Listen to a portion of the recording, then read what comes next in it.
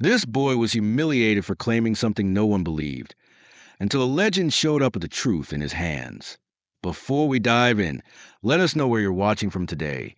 And if you like this story, don't forget to subscribe. It started with a presentation.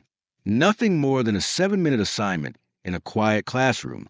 Ethan stood near the front, clutching a small poster board that trembled slightly in his hands. His voice, soft but steady, spoke to a room half listening, half scrolling through their phones. My grandfather, Ethan began, was an actor, a film star. He played in action movies, and he also became the governor of California. A few heads turned. Some smirked. Trey, lounging at the back of the classroom with his chair tipped against the wall, raised an eyebrow and chuckled.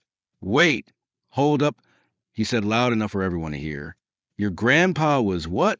Like the Terminator? The room burst into laughter. Even Miss Kelsey, the teacher, smiled faintly before regaining her composure. Ethan's ears turned red. He kept talking, though his words came faster now, running away from the heat on his face. He worked very hard. He came from, let me guess, Trey interrupted again. He also wrestled bears and rode tanks to school, right? More laughter. Ethan swallowed. His name is Arnold Schwarzenegger. That sealed it. This time the laughter didn't die down. One student leaned over to another and whispered, this kid seriously thinks the Terminator is his grandpa. Phones came out. The word Terminator floated in the air like smoke. Ethan's poster board bent slightly as his grip tightened, his knuckles pale. Miss Kelsey didn't say anything. She simply nodded for him to wrap it up. Thank you, Ethan whispered. No applause. Only smirks, whispers, and a hollow silence as he walked back to his desk. The chair screeched slightly as he sat, drawing another snicker from Trey. That afternoon, Ethan didn't stop by his locker. He walked straight out of the school building, head low, backpack swinging against the side. The sidewalks blurred. The breeze didn't help. His throat felt tight, like the words he wanted to say were stuck somewhere between his heart and mouth. He got home earlier than usual. The house was quiet. Sunlight slanted through the kitchen blinds, warm and golden. His mother called out from the kitchen. Ethan, there's leftover spaghetti. Want me to heat it up? I'm not hungry, he said, not looking back. He went straight to his room, dropped his backpack in the corner, and lay on the bed, staring at the ceiling. The walls around him were filled with movie posters, most of them old, faded, but all starring the same man. Muscle-bound, commanding, iconic, his grandfather. Downstairs in the den just off the hallway, Arnold sat in a large leather chair, flipping slowly through a book. He didn't react when he heard Ethan's footsteps or his refusal to eat. He didn't call after him. Instead, he sat quietly, eyes still on the page, but his mind elsewhere. The boy's silence said more than words. Later that evening, Ethan's bedroom door creaked open. He turned slightly, expecting his mom, but there was no one there, only a small object resting gently on the floor just inside the doorway, a USB flash drive. Attached to it was a yellow post-it note with 5 handwritten words in thick, black ink. My first audition, 1969. Ethan picked it up and turned it over. It looked ordinary. He plugged it into his laptop. The screen lit up with a grainy video, black and white. A much younger Arnold, barely 20, stood in front of a blank wall, flexing, posing, smiling awkwardly at the camera. No sound, just movement. A caption appeared at the bottom. Test footage Munich, age 22. Ethan watched in silence. No muscles rippling like in the movies. No sunglasses. No weapons. Just a young man with a thick accent, a stiff smile, and a nervous energy that didn't match the legends. Something inside Ethan shifted. He sat up a little straighter, leaning forward as the video cut to another clip. Arnold practicing a monologue in broken English, messing up the words, starting over, laughing at himself. Over and over again. There was no crowd, no makeup, no explosion, just effort, and that effort looked real. The boy leaned back in his chair, the corners of his mouth twitching, not into a smile, but into something quieter, a recognition. He didn't eat that night, but he didn't cry either. He just watched. And when the screen went black, he sat in the dark, the USB still plugged in, the silence no longer empty. Downstairs, Arnold remained seated, his eyes on the hallway now, a faint smile barely forming. He hadn't said a word all day, but he had begun something, not with speeches, not with comfort, with a memory, and with quiet invitation. Asterisk, look where I started. Now tell them who you are. Asterisk. By the next morning, the joke had already taken on a life of its own. Someone, probably Trey, had uploaded a short video from yesterday's presentation. It was only 20 seconds long, filmed from the back row, but it had everything. Ethan's quiet voice, his line about Arnold Schwarzenegger, Trey's loud outburst, and the laughter that followed. The caption read, Hollywood Boy Strikes Again, and it had already been shared across the school's private message groups by first period. In the hallway before class, Ethan walked with his head down, but he could hear it. The whispers, the robotic voices mimicking him. My grandfather's a Terminator. One student said in a fake Austrian accent, then burst out laughing with his friend. Another group made slow motion poses in front of their lockers, mimicking action scenes, pretending to dodge bullets. It was relentless. By mid-morning, even students from other grades were in on the joke. As Ethan passed the science lab, a senior he didn't even know tapped his shoulder and said, Hey, can I get your grandpa's autograph? The others nearby howled. In the cafeteria, things got worse. He moved quickly to get his tray and find a quiet corner, but Trey intercepted him at the checkout line. Without warning, Trey nudged Ethan's tray with his elbow, just hard enough to send it tumbling. Spaghetti and chocolate milk splattered across the floor. The sound of the tray hitting tile echoed across the lunchroom like a firecracker. Everyone turned. For a moment, there was silence. Then came the laughter. Cruel, sharp, loud.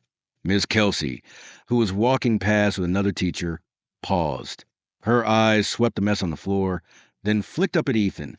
She didn't speak. She didn't scold anyone. She just kept walking. Ethan knelt to clean up the mess. His face was burning, but he kept his head down. He didn't look at anyone. He didn't speak. He threw the ruined tray away and walked out of the cafeteria without eating. He spent the rest of the lunch period alone in the library. The librarian, Mrs. Halbert, gave him a soft smile as he passed, but said nothing. Ethan found a corner desk by the window and opened a random book. He didn't read a single word. He just stared at the pages, willing time to pass. Back home that evening, the house was quiet again. Ethan's mother called from the kitchen, asking if he wanted dinner. He gave the same reply, not hungry. Arnold was in the same chair as the night before, a book resting on his lap, though he hadn't turned a page in nearly 20 minutes. He had heard the footsteps, the silence. He could feel it in the air, the heaviness only a child could carry when the world turns cold. Later that night, when the house had settled and everyone had gone quiet, Arnold stood at the threshold of Ethan's room once again. He didn't knock. He didn't ask questions. He simply bent down, reached into his coat pocket, and placed a small USB drive on the floor outside the door. This time, there was no note. There didn't need to be. Inside his room, Ethan sat curled on his bed, still in his school clothes, his laptop screen black. He didn't cry. He didn't talk. His chest felt full of words, but none would come out. He looked at his door. For a long time, he did nothing. Then he stood up, opened it slowly, and saw the drive. He picked it up, plugged it in. This time, it wasn't footage of young Arnold posing or smiling. It was an old VHS quality clip, digitized. Arnold stood in front of a group of 6 men in a wood panel room, reading from a wrinkled script. His accent was thick, his body stiff. He stumbled through the lines, repeated them, laughed at his own mistakes.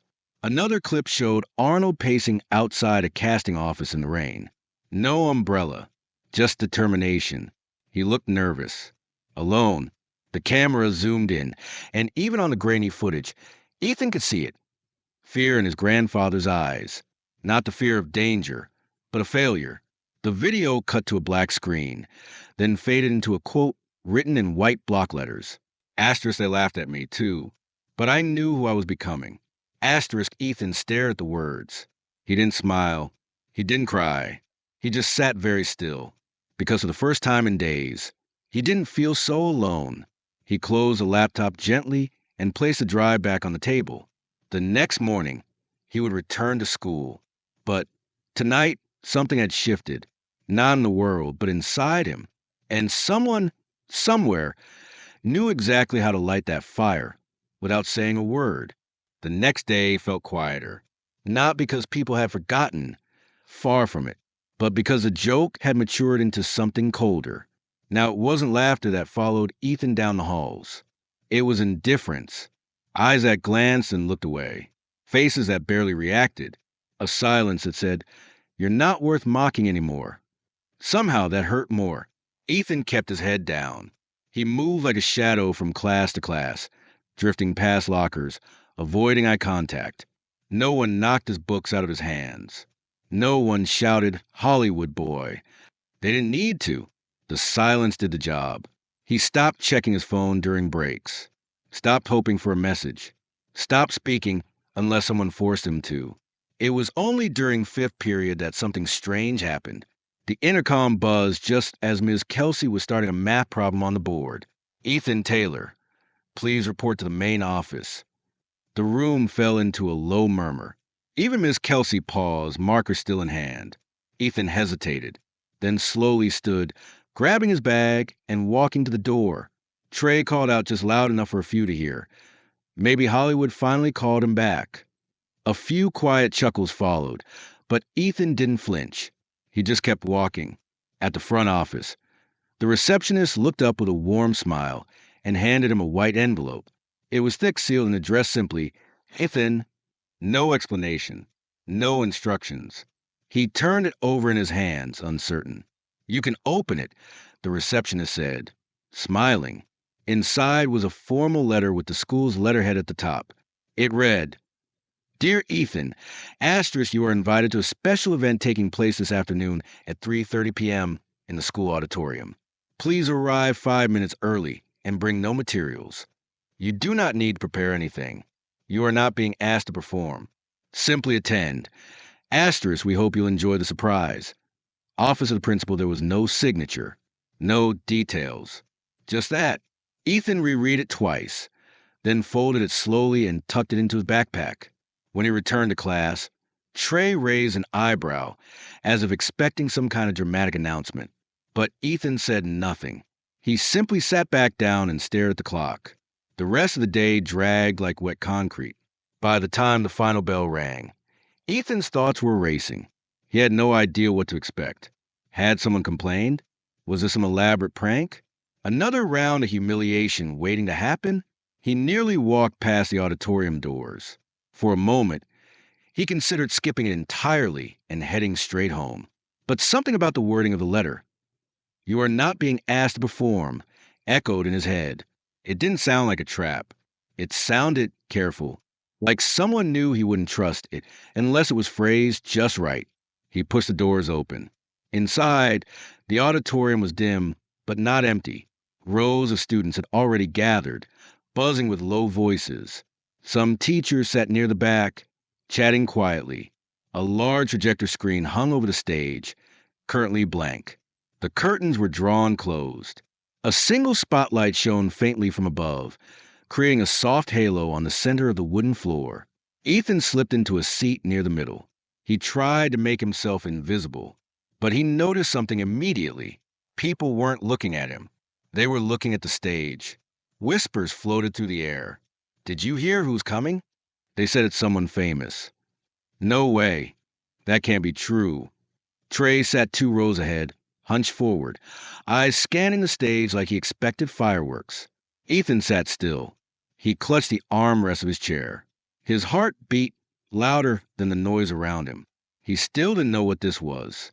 But whatever it was, it had the room holding its breath. A few minutes passed. Then the lights dimmed fully. The room fell silent. The projector flickered to life, casting a warm glow across the stage. The first image appeared, an old movie poster, weathered and grainy, but unmistakable. It was Arnold Schwarzenegger, young, intense, dressed in full tactical gear, holding a futuristic weapon, staring down an invisible enemy. A few students gasped. Another image followed, and another. Clips from movies, interviews, gym photos, campaign rallies. Then the video changed. It wasn't a trailer.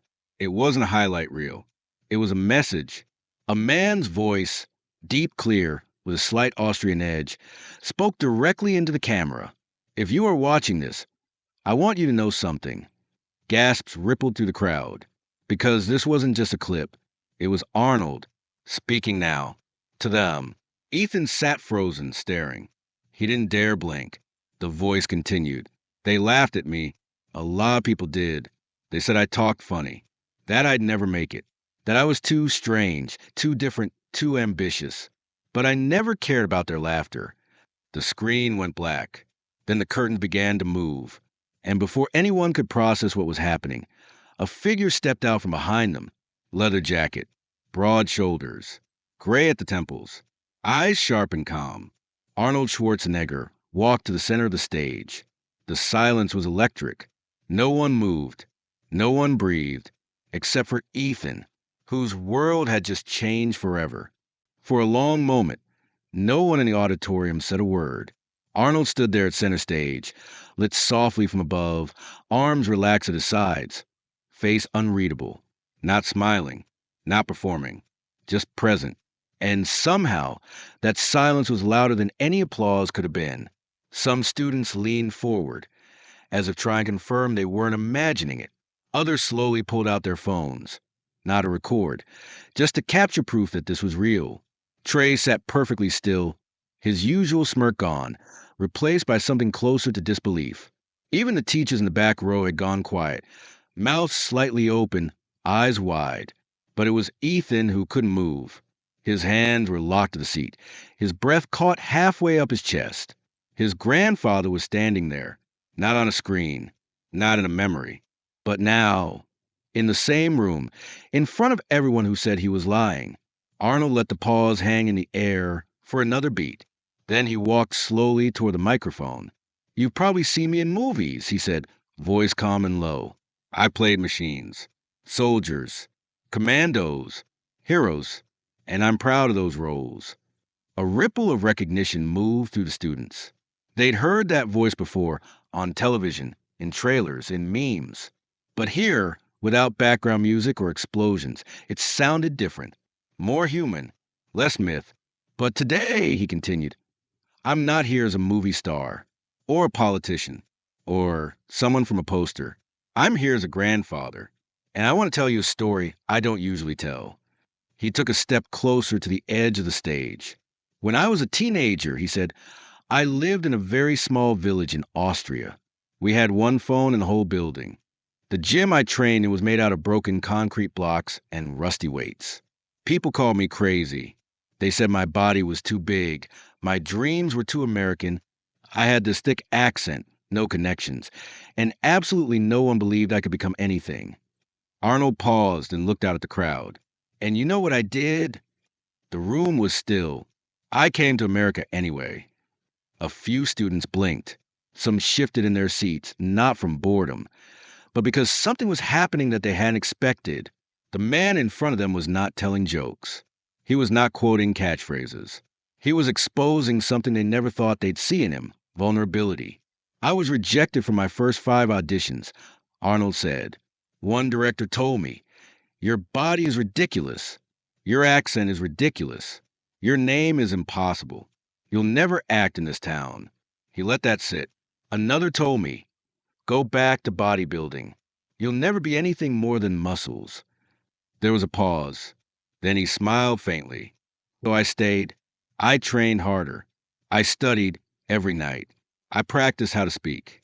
I watched actors on TV with a notebook and rewrote their lines out loud until I could say them clean. I failed over and over. I got laughed at, but I didn't stop. Because deep down, I believed in someone no one else could see. He turned slowly, letting his eyes land, just briefly, on Ethan. That version of me, the one I believed in when no one else did, that's the reason I'm standing here. A quiet breath swept through the crowd. Arnold took a few more steps along the stage. You don't become successful because people clap for you. You become successful because you keep walking when no one else will walk with you, because you keep going when they laugh, when they doubt, when they roll their eyes. He glanced toward the projection screen, where his own younger face still hovered behind him. Success, he said, is not about being strong. It's about being stubborn. There was no cheering. Not yet, just silence. Deep, thoughtful, heavy silence. Then, slowly, Arnold turned to the microphone again. And my grandson, Ethan, is the most stubborn kid I know. Now heads turned. Everyone in the room looked for him. And Ethan, though trembling, slowly stood. Arnold looked right at him. He stood up here yesterday and told the truth.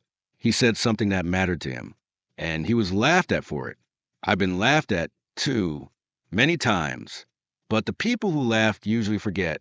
The ones who speak their truth, they don't. Ethan felt a tightness in his throat, not from pain, but from something breaking open inside him, something that had been waiting for air. I didn't come here to prove he was right, Arnold said, finally smiling. He didn't need that. I came here to tell you all that your dreams don't need permission to exist. They only need one believer. And with that, the lights dimmed again. The screen changed. Clips began to play, not of explosions, not of fame, but of struggle. Arnold lifting homemade weights in black and white footage, sleeping in a gym office, reading a dictionary out loud to practice pronunciation, running lines in a tiny apartment, smiling awkwardly in his first commercial. A slow evolution of muscle, of language, of confidence. The audience watched, transfixed, because this wasn't a legend. This was a human. When the lights came back up, Arnold stepped aside. And for the first time that day, the room erupted, not in laughter, but in thunderous applause. The applause rolled like a wave, starting hesitantly, then growing louder with every second, until the entire auditorium shook with it. Students who had never spoken to Ethan before were now on their feet, clapping. Teachers stood slowly, joining in. Trey sat frozen, staring at the stage, his hands hovering just above his lap, unsure whether to clap or hide. Arnold didn't raise his arms in victory. He didn't soak in the moment. He simply nodded once, as if to say, "That's enough," and then stepped down from the stage. His footsteps were steady, quiet, his presence still immense, but grounded in something far deeper than fame. He walked to the floor level, directly toward Ethan. Ethan stood, his legs shaking beneath him, but he didn't sit back down. He didn't run. He didn't shrink. He looked his grandfather in the eyes as Arnold reached him and placed a hand gently on his shoulder. "You stood up," Arnold said, low enough for only Ethan to hear. "Even when no one believed you. That's the first thing a leader learns to do." The crowd watched in silence now, unsure if they should cheer again or wait for something more. But Arnold didn't need more. He turned back toward the principal and spoke clearly for the whole room. "Let this be a place where voices are heard, not just the loud ones, but the brave ones." The principal nodded quickly, tried to keep up with the energy that had just swept through the school like a storm. Behind him, Miss Kelsey sat still, her expression complicated. There was regret in her eyes. Maybe shame. Maybe something more human, like reflection. Arnold looked once more at the students and spoke with a smile that didn't need performance. "And if anyone here wants to start dreaming bigger, maybe through stories, maybe through film, maybe it's time the school gave them a place to do that." He didn't say more. He didn't need to. The room, again, broke into applause. But this time it was different. It wasn't for a movie star. It wasn't even for a speech. It was for a shift they all felt but couldn't explain. The feeling of something cracking open in a building that had stayed closed too long. When the students were dismissed, no one rushed for the exits. Many stayed behind, still buzzing, asking questions, replaying moments. But Ethan stayed seated, eyes fixed on the stage. He wasn't embarrassed anymore. He wasn't small. He felt awake. As the crowd thinned, Trey walked past without speaking. But this time he didn't laugh. He didn't mock. He just kept his eyes down and moved on. Later that evening, the front office sent out an email school-wide. It was simple but direct. Asterisk, a new student-led film and creative arts club is being formed. Those interested in storytelling, Editing, screenwriting, or acting are invited to sign up by the end of the week. A full set of media tools and recording equipment has been anonymously donated to support the launch. Asterisk, the center's name was listed as Visionary Initiative, but everyone knew who it came from. Arnold didn't hold press conferences. He didn't call the local news. He didn't post anything online. That was never the point. The real story was what happened next. By the following Monday, the bulletin board outside the library was covered in handwritten sign up forms, ideas scribbled in the margins. A few students who barely spoke in class were now excitedly sketching storyboard ideas during lunch. Ethan's name was already listed as founder and film director, written in black marker at the top of the sheet, not because he asked for it, but because someone else had added it there quietly. One afternoon, Miss Kelsey walked up to Ethan after class. She looked nervous, almost shy. "I owe you an apology," she said. "I should have spoken up when it mattered. I should have defended you." Ethan didn't say anything at first. He looked at her, surprised not by her words, but by the effort it took her to say them. And then he nodded. "Thank you," he said. "That means something." She smiled faintly. "I'd like to help with the club, if that's okay with you." He nodded again. It was more than okay. Over the next few weeks, something strange happened at the school. The hallway noise softened.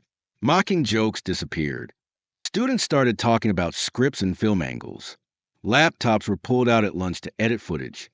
Ideas were passed around like notes in a secret code. And somewhere in all of that, Ethan stopped walking with his head down. He had become something no one expected, a voice, a leader.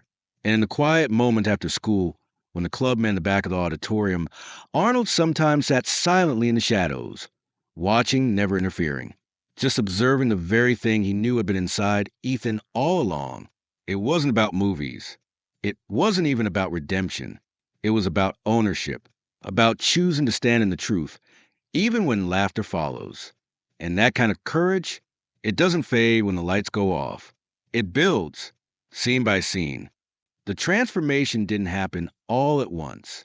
It came in moments, small, almost invisible ones that, together, created something irreversible. A week after the assembly, Ethan arrived at school to find a note taped to his locker. It was folded once, neat and plain.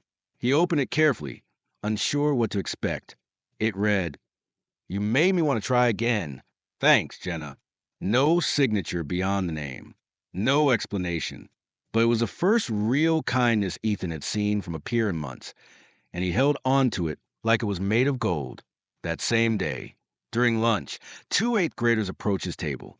They didn't laugh. They didn't ask for autographs or repeat movie quotes. One of them, a tall boy with nervous hands, simply said, "I saw your name on the sign-up sheet. Can I help with sound stuff? My dad has some gear at home."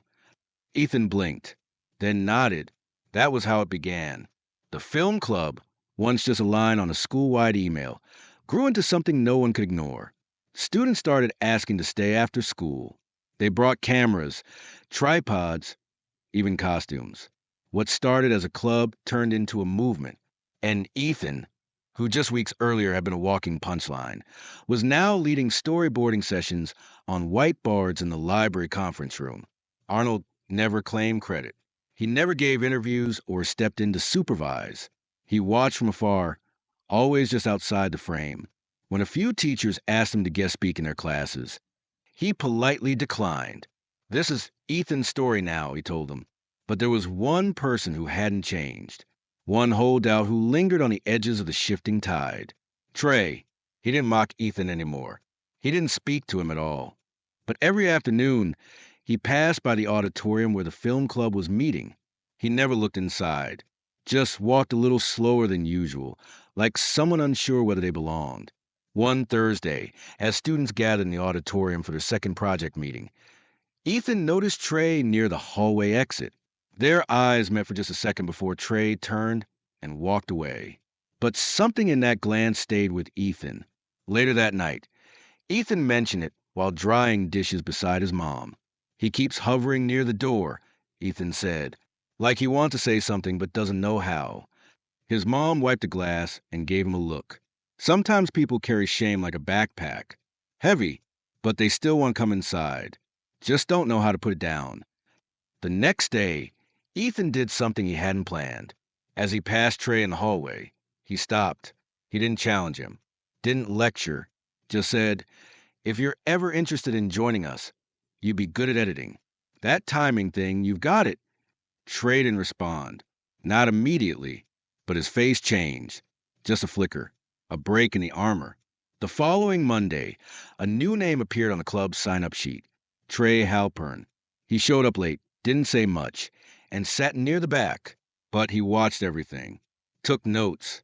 And when Ethan asked if he wanted to try editing the opening montage, Trey didn't hesitate. It wasn't friendship. Not yet. But it was something better. Respect. The principal took notice. So did the school board. A month after the club launched, a surprise announcement was made during morning assembly. The school would be allocating funds toward a permanent media lab, fully equipped, open to any student interested in film, storytelling, or creative media. The auditorium broke into cheers. Ethan just sat quietly, hands folded, processing the full weight of what had happened. Later that afternoon, Miss Kelsey approached him as he packed up his storyboard kit. "You've changed the school," she said. "You know that, right?" Ethan looked at her and shrugged. "It wasn't just me." She smiled. "Maybe, but it started with you." Outside the building, Arnold waited in his truck. He wasn't wearing anything flashy, just jeans, boots, and a quiet patience. When Ethan climbed in, neither of them spoke for a minute. Then Arnold handed him a small envelope. Ethan opened it and pulled out a folded piece of thick paper. It was a photo, a black and white shot of Arnold at age 20, sitting on a gym bench, shirt soaked, exhausted, staring off into the distance. On the back were just 5 words. "This was my first audience." Ethan turned it over again. There were no fans in the photo, no lights, just sweat, just effort, just belief. "You taught them more than I ever could," Arnold said softly as they pulled out of the lot. "Because you didn't need to be believed to tell the truth." Ethan didn't reply. He just looked out the window, thinking about how different the world looked now. Not because it had changed, but because he had. The boy who once couldn't speak without shaking had now given voice to a room full of storytellers. The one who was mocked for dreaming had created a space where others could finally do the same. And it all started with something as simple as refusing to stay quiet. Sometimes the most powerful stories don't come from scripts or cameras. Sometimes they begin with a whisper in a silent room and the courage to stand behind it. On the first official day of the new Film and Creative Arts Club, the school auditorium looked different, not because the walls had changed or the seats had been replaced, but because something unspoken had shifted in the air. The lights seemed warmer. The space felt fuller. Hope had a weight to it now, and it settled gently over everyone who entered. There were more students than anyone expected. Some came with notebooks filled with sketches. Others brought cameras borrowed from home. A few just came to watch, unsure they had anything to offer, but feeling like maybe, just maybe, they belonged anyway. Ethan stood at the front, not behind a microphone, not above anyone, just holding a clipboard with a quiet smile. He wasn't trying to lead. He just was. On the wall behind him hung a large printed banner. Legacy Studio, a name chosen by vote, inspired by the one word that had echoed most of Arnold's speech weeks earlier. Legacy. The idea that what you leave behind isn't measured in trophies, but in the people you help stand taller than you ever did. Arnold didn't attend the opening session. He didn't need to. But on the center table at the front of the room sat a gift wrap box addressed to the club. Inside were 3 professional grade microphones, a DSLR camera, and a handwritten note that simply said, "Make them listen." Yes, the first project was simple.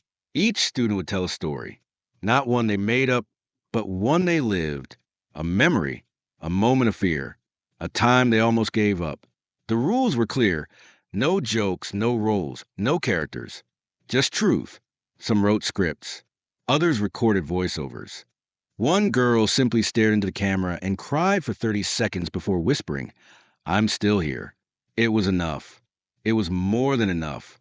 By the second week, the club had edited its first short film together, an anthology of stories stitched from voices no one had ever asked to hear. They called it Unseen, and when they premiered during a Friday afternoon school assembly, no one laughed. Not a single student whispered. Teachers wiped their eyes. The principal asked for a copy to send to the district superintendent.